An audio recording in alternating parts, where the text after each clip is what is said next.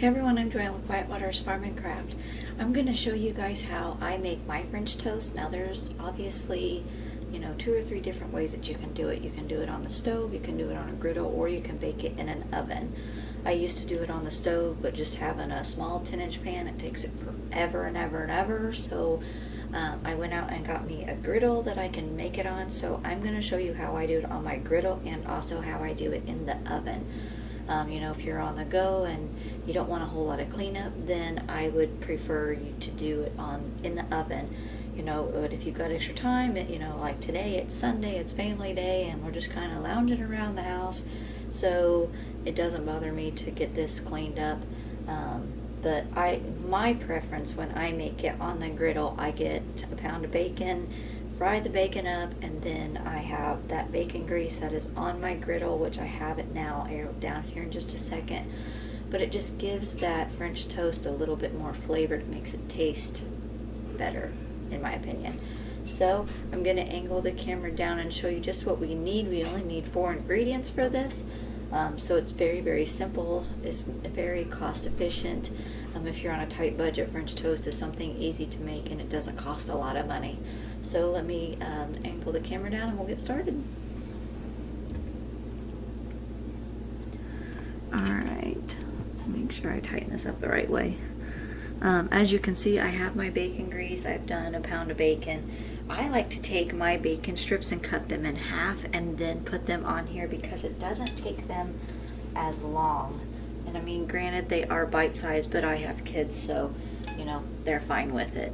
Adults, they might want bigger pieces of bacon, but they take longer to fry. So that's just my little tidbit. Once I open up my bacon, I literally take my scissors and just slice it right up the middle. That way I have smaller pieces of bacon. So as you can see, I have grease on here. So I've got it heated up and I've got it on 270. You don't need it any higher than that because you'll burn it. I did preheat my oven to 350, so you want to do that if you're going to bake it. So we're just going to need a bowl, and it's just me and 2 of them here today, so the other one's out at a friend's. So I'm just going to make it this way. We're not going to use very much. So I would say if it's more than, if you've got a family of 4, make 2 eggs. If you have a family of 5 or 6, do a couple more eggs. You kind of have to judge it. So try it out and see how works for your family. If it's just me and my son, or me, my son, and my daughter, I usually just use 1 egg because they're only going to eat 1 or 2. So really, I'm only going to make like 6 French toasts. So that's a way that you can cut costs a little bit, is just by 1 egg and a couple little other things. So I'm just going to break my egg in there. And then I'm going to be using about a half a cup of milk.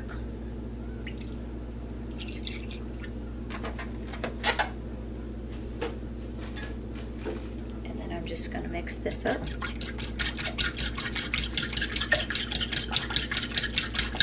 Maybe 3/4 of a cup of milk. I mean, I just kind of throw it in there. I don't really measure that out.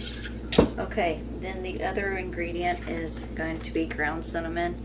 I just go to Walmart or the Dollar Tree and get them at Walmart. They're, I think, 50 cents to 98 cents, so it's a cheap little deal. And I'm just going to put a couple tablespoons in there.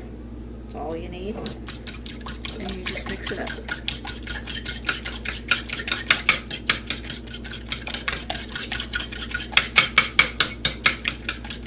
Stick to the sides, but that's okay.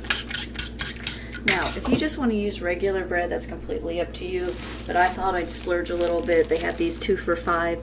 I like the multi-grain bread. It's really good.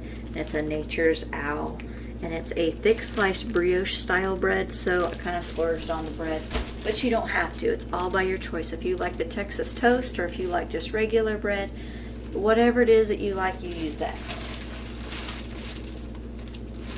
And these are pretty thick size, so I'm actually going to slice them down the middle so they don't, when I put them in the baking sheet, I'm not going to slice them, but on the griddle I do slice them so they don't take as long. So I'm just going to kind of mix this up, and we'll actually get it in the oven first. So I'm going to do 4 slices in my oven, and the only thing what I did is I have 2 cookie sheets. They're both the same exact size, but the bottom layer has parchment paper, so that way it's an easy cleanup. This is what I'm talking about. If you just want easy cleanup, get you some parchment paper and lay on there. So I'm just going to set this right here. I'm going to get my 4. And the ends are great. If you have ends that you save up and then on Sunday you make French toast, the ends are great to have. I'm going to move that so I can have this a little bit closer. Okay, I'm going to stir this again because see, this just gets, if you just give it a quick little stir, it kind of all, you know, mixes in there. Okay. So I'm just going to set that in there and flip it. I'm not going to leave it in there very long because I don't want it too soaked, but I do want it a little bit soaked. But that's it. I'm just going to take this out and we're going to lay it on our parchment paper. That's just what we're going to do with all 4.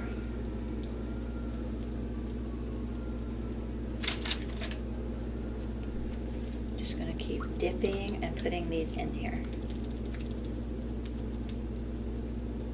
This is one of the easiest things to make. I mean, my kids all love the French toast, whatever kind I do. They like it all. But I mean, this is probably the easiest one. Okay. There, it's my hands. Okay. So that's all that we did. Okay, so with the other cookie sheet, we're just literally going to turn it upside down and we're just going to set it on top so that way it helps cook what's in here. Fingers in the way. Just like that. And we're going to pop this in our oven for 25 minutes.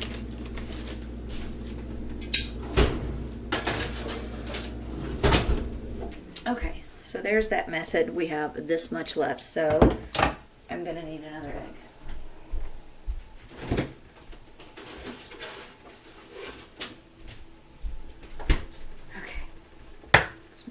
This egg in here,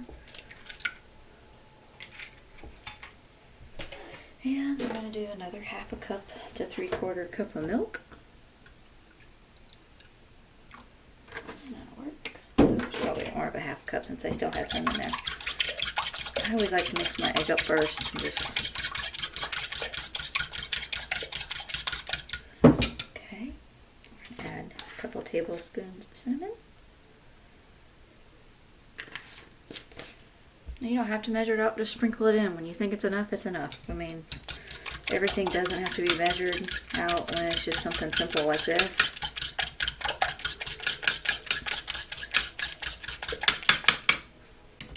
Alright, so we're going to get in our bag and grab 4 more.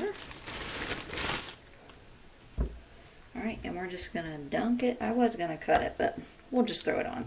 I usually cut it, but that's okay. Alright, now I'm just going to pop these on here.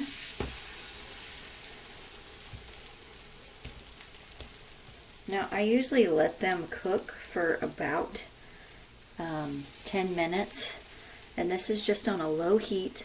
So after 10 minutes I'll check it, because once it gets kind of crusty on the bottom, that's when you want to flip it, because if it's still gushy, then it'll break and the bread will fall apart and it's just a pain in the butt. So it's best to use a fork and kind of poke it up a little bit and see if it's hard and crunchy. Because if it is, then it's time to flip. And I actually take my last piece of bread and just kind of scrape the edges here, so that way I can get a little bit more cinnamon on there. Alright, that's it.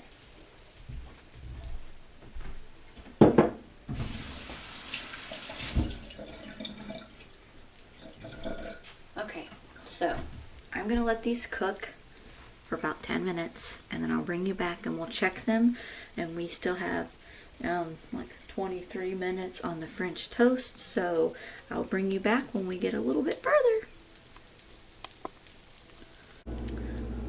Okay, so it's time to do some flipping. Alright, so when I pick this up, This right here is really hard on the crust of my bread. I'm actually going to get a spatula.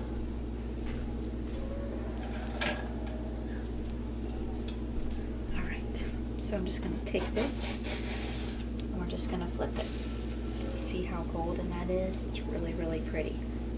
And this right here is hard, so that's what we want. We don't want it completely soft.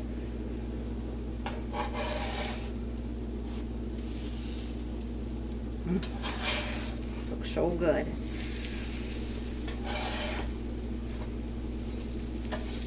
Okay, so here's my little hack when I do this, okay? Because the bread absorbed a lot of the oil that was on here. We have this little pull-out tray that has extra bacon grease in there. So if you want to be, you know, my fat friend and do this with me, this is a little hack that you want to do, just to where both sides are getting equal amounts of oil. And I didn't use all of it, I just used a little bit. I'll pop it back in there in case any of it falls back in there, but they will turn out delicious, absolutely delicious. Okay, so I'm gonna let this finish cooking for another 10 minutes, and we've got 10 minutes left in the oven with our baked French toast, so I'll bring you guys back when we're all done. Alright, well, we have hit our 10-minute mark, and it is crunchy on both sides, but the middle is still a little soft inside, so that's what we want. So I'm just going to pop this on this plate where you can kind of see. I just took the other French toast out of the oven.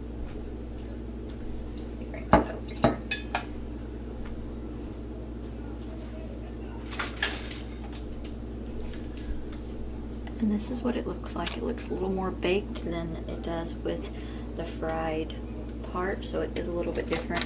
This is just a little bit softer, it's not as crunchy. So the edges are a little hard, but not to the point of crispy like here on the griddle. And this is the same as if you cook it on a stove. It's going to end up just like this, not baked like this. This is going to be more of a soft bread, and both of them taste amazing. I mean, whether you like crunchy or you like soft, it does not really matter. As far as taste goes, they are about the same.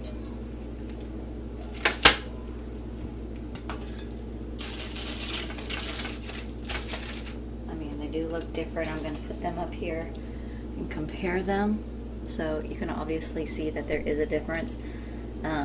If you just want a basic, then I would go with this, but if you want a little bit more flavor, a little bit more crisp, I would go with baking it on the stove or on the griddle. But those are what those both look like. So I hope you guys have enjoyed this video. If you have any questions, put that down in the comments. I will put all the ingredients, the whole 4 ingredients that I used, in my comments or in the description box. So I hope that you guys all have a blessed day. Thanks for watching, and can't wait to hear about if you guys make it. Bye.